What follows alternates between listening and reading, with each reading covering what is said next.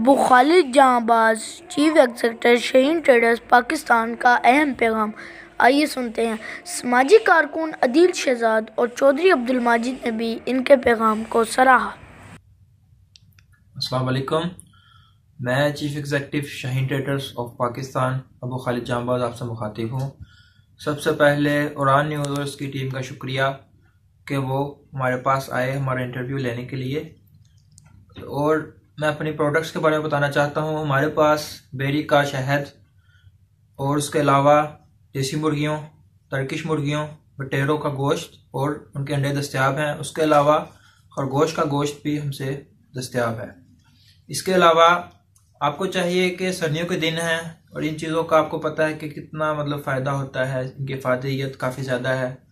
तो सर्दियों में आपको चाहिए कि अपने बच्चों को इन चीज़ों की तरफ लाएं, टॉफ़ियों वगैरह से उनकी जान छुड़ाएं। ये चीज़ें उनकी सेहत के लिए काफ़ी मुफीद हैं। आपको भी चाहिए कि इन चीज़ों का इस्तेमाल करें, आप भी खाएं, अपने बच्चों को भी खिलाएं। और एक दफ़ा फिर मैं ब्रांड न्यूज़ और उनकी टीम का शुक्रिया अदा करना चाहता हूँ कि वो हमारे पास आए, हमारा इंटरव्यू लिया। बहुत अच्छा लगा आपसे मिलकर।